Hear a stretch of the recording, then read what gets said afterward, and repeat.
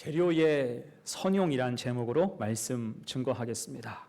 우리가 무언가를 만들 때 가장 기본은 재료가 있어야 됩니다. 이때 이 재료는 유형의 것이 있고 또 무형의 것이 있어요. 물건을 만드는 재료가 있고요. 또 글을 쓸 때도 이 재료가 있어야 됩니다. 판단의 근거가 되는 그런 재료도 있어야 돼요. 그러니까 이 재료라는 것은 유형의 것이 있고 또 무형의 것도 있습니다. 매우 다양하다 할 수가 있어요. 이때 재료는 철저히 중립적이에요. 재료 자체는 항상 중립적입니다. 대신 그 사용에 있어서는 중립적이지 않죠. 이럴 때면 똑같은 날카로운 칼이라 할지라도 요리사의 손에 들리게 되면 맛있는 음식을 조리하는 도구가 되고, 의사의 손에 들리면 사람을 살리는 도구가 되지만 강도의 손에 들리게 되면 사람을 해치는 흉기가 되고 맙니다. 곧 이 재료의 가치는 그 재료 자체보다 어떻게 선용할 것인가, 선용의 의미가 있어요. 우리의 삶도 그럴 것입니다. 나라는 재료, 여러분, 나는요 존재 자체로 귀한 재료예요. 그러니까 우리가 늘 항상 귀하고 귀합니다. 서로를 축복하지요. 나라는 존재 자체가 너무나 귀한 재료라고 할 수가 있어요. 꿈을 이루기 위한 재료가 되고요, 행복한 가정을 위한 재료가 되고, 은혜에 충만한 교회를 이루기 위한 재료가 되고, 하나님 나라를 위한 재료가 되는 줄로 믿습니다. 선용해야죠. 선용할 때 은혜와 능력이 드러나는 것입니다. 자, 그런 의미에서 우리는 오늘 아주 독특한 재료 하나를 주목하고자 합니다. 그것이 바로 역청이에요. 역청. 저 까만 물질, 역청. 자, 성경에서 이것을 사용한 용례가 많지는 않지만 그 몇 번의 사용이 굉장히 상징적인 의미를 가지고 있어요. 그래서 오늘 우리는 이 역청이라는 재료가 어떻게 쓰였는지를 살펴보면서 우리 삶의 재료를 어떻게 관리해야 될까, 은혜를 함께 나누겠습니다. 두 가지로 생각해 봐요. 첫 번째는 선용해야 됩니다. 주셨으니 우리가 선용해야 돼요. 여러분, 선용이 무엇입니까? 말 그대로 바르게 사용하는 것입니다. 요즘에 TV를 보면 셰프가 나와서 요리로 대결하는 그러한 프로그램들이 여럿 있습니다. 그리고 여기서 셰프를 소개할 때 주로 미슐랭 선정 식당에서 일하는 사람들이 더 주목을 받아요. 미슐랭 1스타, 2스타, 3스타 이런 사람들이 주목을 받습니다. 여러분, 여기서 미슐랭이 무엇일까요? 미슐랭? 이게 본래는 타이어 회사 이름이에요. 이 미슐린 타이어는 자동차를 많이 타게 하려고 좋은 식당을 소개하는 안내서를 만들게 됐는데, 그것이 오늘날 세계에서 가장 권위 있는 레스토랑의 평가 기준이 된 것입니다. 다만 미슐랭이라고 부르는 것은 발음상, 불어로 발음할 때는 미슐랭이고요, 영어 발음으로는 미쉐린이에요. 그러니까 하나로 이것을 통일했으면 좋을 텐데 우리나라만 이렇게 나누어서 발음을 하고 있습니다. 약간 그러니까 좀 허세가 좀 있다, 이런 생각이 들어요. 아무튼 미슐랭은 엄격한 심사 기준으로 별을 하나, 두 개, 세 개까지 나누어 주는데 이걸 아무 음식점에나 주는 것이 아닙니다.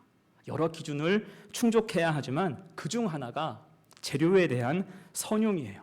신선한 재료를 사용하는가, 그것을 어떻게 다루고 있는가, 어떤 조화를 통해서 재료 본연의 맛을 고급스럽게 뽑아내는가, 이것이 관건이라고 하죠. 자, 이것이 바로 선용이에요. 재료의 선용. 그런 의미에서 여러분, 역청은 무엇일까요? 역청은 고대 근동 지역에서 흔히 발견되던 천연 아스팔트라고 생각하면 돼요. 타르라고도 하죠.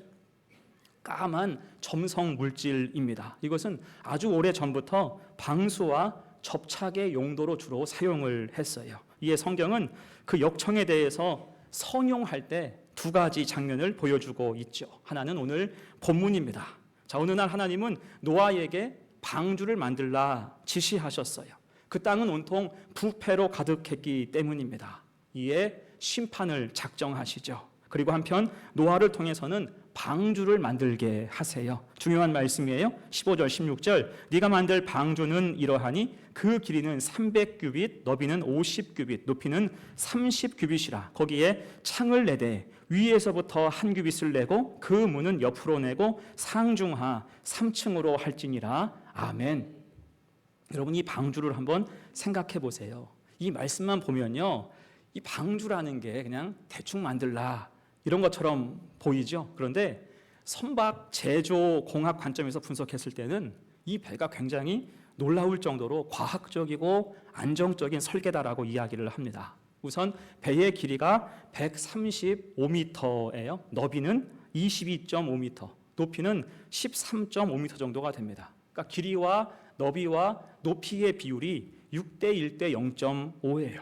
이것이 배의 황금 비율이다라고 이야기를 합니다. 이때 이 비율이 중요한 이유가 뭐냐면 배의 복원성 때문이에요. 여기서 복원성이란 파도가 옆에서 칠 때 출렁이죠.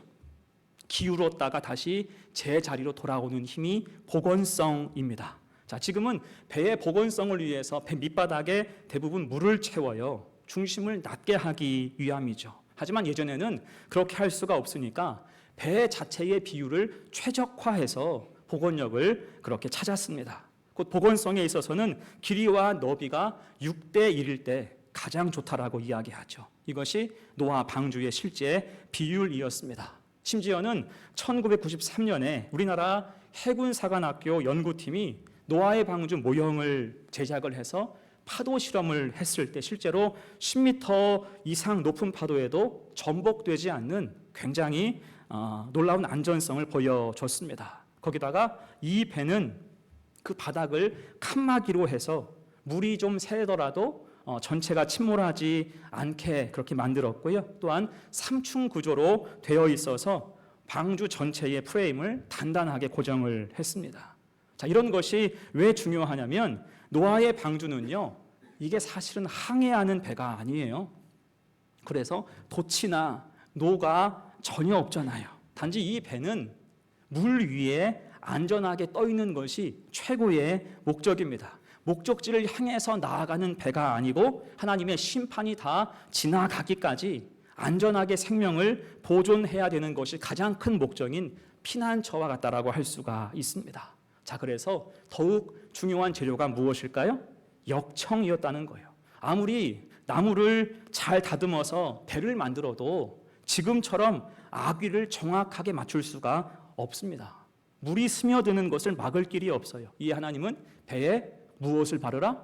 역청을 바르고 칠할 것을 말씀을 하셨어요. 14절 말씀, 너는 고페르나무로 너를 위하여 방주를 만들되 그 안에 칸들을 막고 역청을 그 안팎으로 칠하라. 아멘. 그 틈새마다 역청을 두껍게 발라서 물의 유입을 막도록 하신 거예요.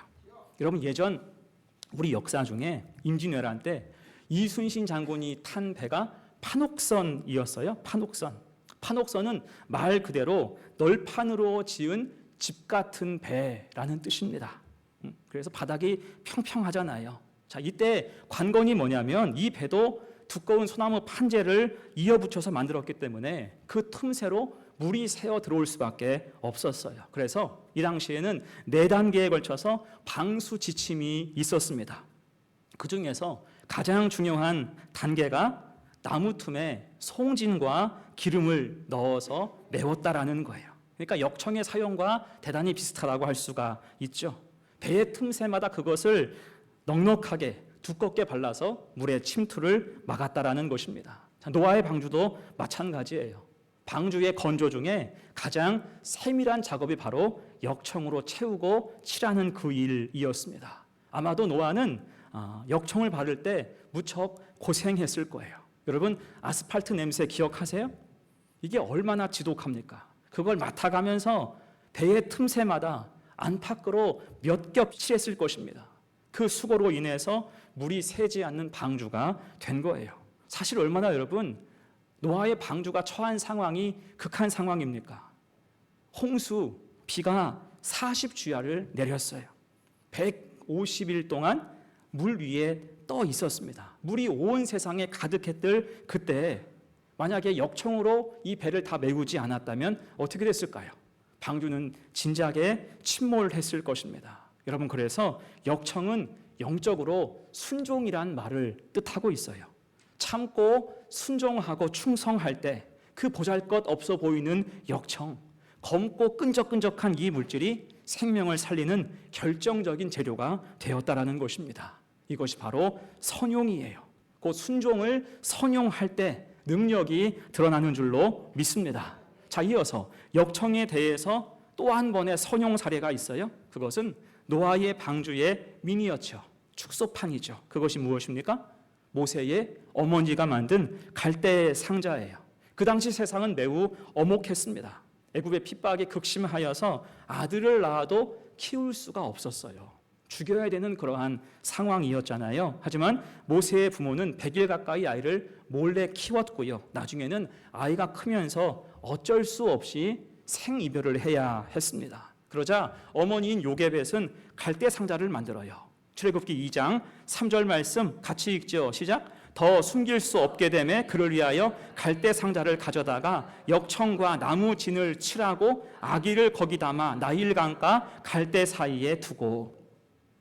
그냥 보낼 수 없다라는 거예요. 대신 갈대 상자를 만들죠. 그리고 그 속을 정성스럽게 역청과 나무 진으로 칠했습니다. 물론 기본적인 생각은 물이 들어오지 않게 세심하게 방수제를 바른 의미예요. 대신 이 갈대 상자에 대한 어머니 요게벳의 본래 생각은 이것을 나일강가에 띄워 보내자, 흘러가도록 만든 것은 아니었다라는 거예요. 흔히 우리가 오해하기를 영화나 만화를 통해 보면 그렇게 묘사되죠. 둥실둥실 이 나무 상자가 떠가잖아요. 하지만 실제로는 그럴 생각이 없었어요. 저 말씀에서도 확인하지만 나일강과 갈대 사이에 뒀습니다. 물은 있지만 흘러가지 않을 곳에 놔둔 거예요. 그 의도가 명확하죠. 거기서 누군가 아이를 발견하고 입양해서 키워주기를 원한 것입니다. 그럴 때 역청과 나무진은 방수제 이상의 의미겠죠. 우선 역청은 후각에 매우 예민한 민감한 야생동물로부터 아이를 지키는 방제 수단이었습니다. 동물들이 굉장히 싫어하는 냄새거든요. 또한 나무진 역시 해충을 쫓는 유용한 도구였습니다. 이런 조치가 미흡한 채 상자만 만들어서 갈대 사이에 놓았다면 이것은 구원의 방주가 아니고 야생동물의 도시락 상자가 될 가능성이 매우 컸죠. 그러니까 더욱 어머니는 이 작업을 세밀하게 했을 거예요. 조금이라도 틈이 있을까 봐 꼼꼼하게 살폈을 것입니다. 눈물로 기도하면서 발랐을 거예요. 그렇게 아들을 위해서 작은 구원의 방주를 만든 것입니다. 여러분, 그래서 이때 역청의 의미가 무엇입니까? 간절한 기도예요. 문제와 아픔과 어려움이 있을 때, 낙심이 찾아와도 기도에 역청을 바르라. 오늘 요게벳처럼 갈대 상자에 역청을 칠하는 마음으로 하나님을 의지하라, 끝까지 기도하라, 그러한 뜻이에요. 자, 그래서 여러분, 오늘 노아의 방주와 모세의 갈대 상자 공통점이 무엇입니까? 역청이란 물질을 선용했다라는 거예요. 순종으로 선용했고 기도하며 선용했습니다. 그럴 때 결국 복이 된 줄로 믿습니다.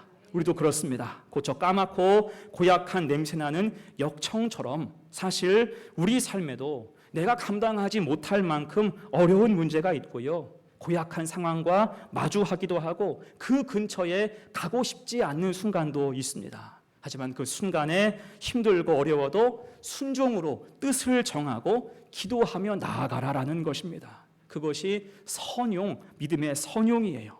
하나님이 우리와 함께 계시니 역청을 바르는 마음으로 순종하고 기도하며 나아갈 때 하나님이 막아주시고 돌보시며 가장 선한 길로 인도해 주신다는 것입니다. 여러분은 믿음을 어떻게 사용하세요?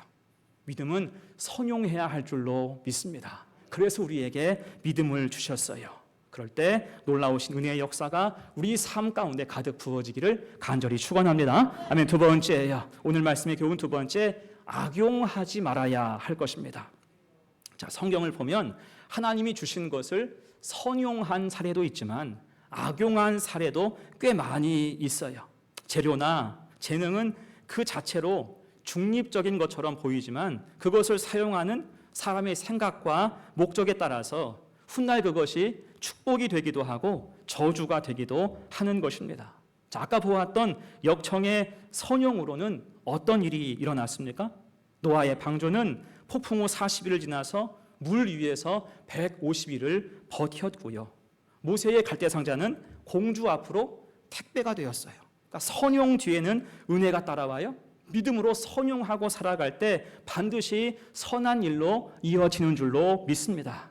대신 하나님께서 주신 것을 악용하여서 자기 욕망을 채우는 수단으로 변질될 때 그 결과는 비참할 수도 있음을 우리가 기억해야 할 것입니다. 이를테면 여러분 삼손을 생각해 보세요. 삼손은요, 속된 말로 재능의 몰빵이었어요.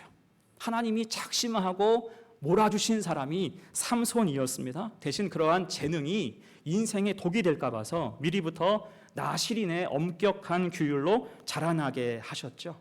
여기서 나실인의 규율이라고 하면 쉽게 말해서 하나님 앞에 구별된 사람으로 살기 위한 특별한 서약, 약속이라고 할 수가 있습니다. 이를테면 독주를 마시지 않고 머리카락을 자르지 않으며 부정한 시체를 만지지 않게 하는 일, 그와 같은 거예요. 이를 통해서 나의 나됨이 하나님의 은혜요, 나의 힘과 능력은 오롯이 하나님께로부터 왔습니다. 이것을 늘 상기하게 하신 것입니다. 자, 그런데 삼손이 어떻게 했어요? 자꾸 세상을 기웃대는 거예요. 그리고 고민 없이 그 선을 넘어서는 거죠. 한 번 선을 넘으니까 어떻게 해요? 쉽죠. 갈수록 담대해졌고 나중에는 부모의 만류에도 뿌리치고 나실인의 서약을 모두 어기기 시작했습니다. 결국 그는 하나님과의 관계를 가볍게 여기고 그 귀한 재능을 자기를 위해서 탐욕적으로만 소비하다가 눈이 뽑히고 조롱거리가 되는 비극을 맞이하게 됐습니다. 이게 뭐예요? 악용인 거예요. 두고두고 아쉬운 인물이 되죠. 자, 오늘의 재료인 역청도 그렇습니다. 이제 노아의 홍수 한참 후에 사람들은 더 좋은 땅을 찾아서 동쪽으로 이동해 오다가 이제 신할 땅 한 비옥한 들판에 자리를 잡게 됐습니다. 사람이 가득 모여요. 그러니까 힘이 생기죠. 또 사람은 머리가 좋잖아요. 집단 지성이 생겼으며 거기서 결국은 큰 탑을 세울 결정을 합니다. 이때 그들이 탑을 세우는 목적은 지극히 인간적이었어요. 창세기 11장 3절과 4절 같이 읽죠. 시작. 서로 말하되 자 벽돌을 만들어 견고히 굽자 하고 이에 벽돌로 돌을 대신하며 역청으로 진흙을 대신하고 또 말하되 자 성읍과 탑을 건설하여 그 탑 꼭대기를 하늘에 닿게 하여 우리 이름을 내고 온 지면에 흩어짐을 면하자 하였더니, 자 어떻습니까? 이 사람들은 이름을 내고 흩어짐을 면하고자 했습니다. 이렇게 사람들이 많이 모였으니까, 세력을 이루었으니까 이걸 놓치지 말자라고 생각을 한 것입니다. 그리고 그런 구심점이 탑이었어요. 이 탑을 그래서 바벨탑이라고 하잖아요. 더 나아가서 이 탑은 그들의 과거, 홍수의 아픔, 홍수의 공포를 면하고자 세운 거예요.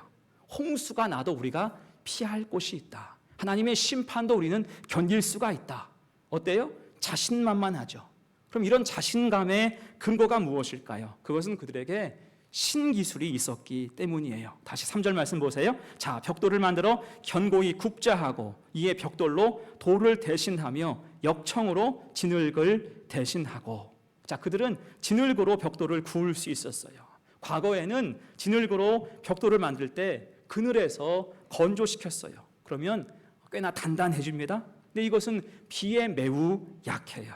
이를 보완한 것이 벽돌을 가마에 굽는 거죠.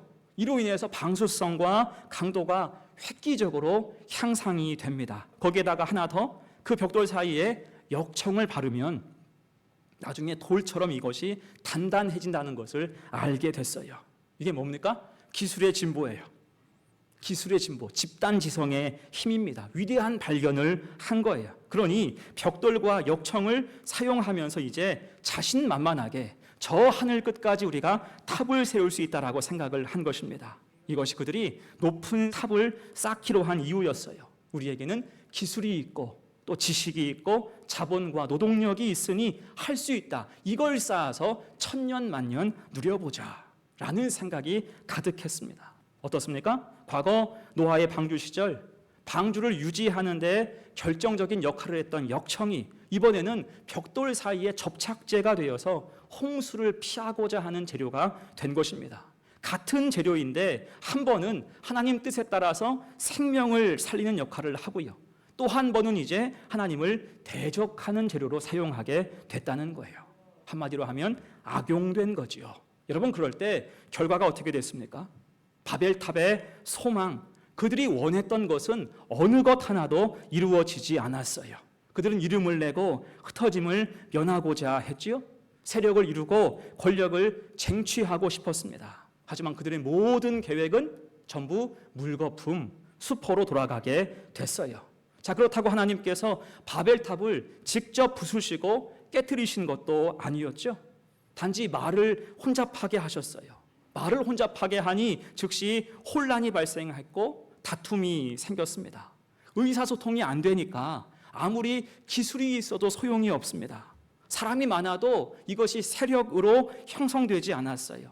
그들의 자랑, 자신만만했던 기술도 모두 헛것이 됐습니다. 그렇게 뿔뿔이 흩어지게 됐어요. 그리고 나서 보니까 역청을 발라서 잔뜩 쌓아놓는 탑은 거대한 흉물밖에는 안 되는 거예요. 건축물 쓰레기로 전락을 했죠. 여러분, 이것이 하나님께서 허락하신 선한 것을 악용한 결과라는 것입니다. 그래서 여기서 말하는 역청은 배교와 불순종을 상징해요. 곧 아무리 좋은 재료와 기술이 있어도 그것을 사적인 욕망에 따라서 헛되게 사용한다면 그것은 아무 능력이 없고 오히려 심판의 재료밖에 될 것이 없다라는 것입니다. 이에 우리가 기억할 게 무엇입니까? 하나님께서 주신 선한 목적을 잊지 말아야 할 것입니다. 여러분, 우리가 가진 것, 가장 기본적으로 우리의 마음, 생각, 말과 행동부터 내게 주신 재능과 물질과 건강과 생업까지 하나님의 선한 목적으로 우리를 채워주신 것이 참 많이 있습니다. 이것을 아름답게 사용해야 할 것입니다. 이걸 아름답게 사용할 때 이것이 축복의 통로가 될 수가 있는 거예요. 반대로 이것을 악하게 사용하면 내가 심판받을 재료밖에는 되지 않는다는 것입니다.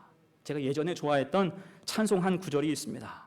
나의 입술의 모든 말과 나의 마음의 묵상이 주께 연락되기를 원하네. 이 찬송 참 좋죠?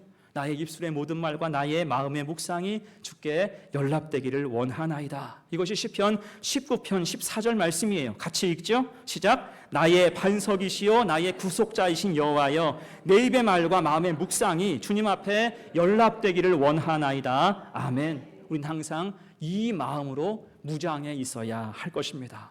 내 입의 말과 마음의 묵상부터 시작해서 하나님께서 나에게 허락하신 모든 게 주님 앞에 온전히 연락되어야 한다는 거예요. 왜요? 하나님이 보시고 들으시기 때문에.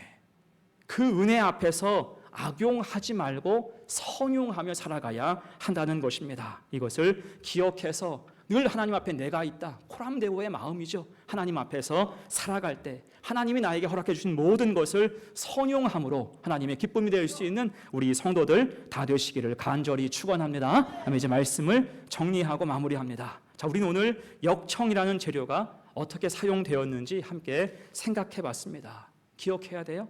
재료 자체는 언제나 중립적이에요. 하지만 그 사용은 중립적이지 않습니다.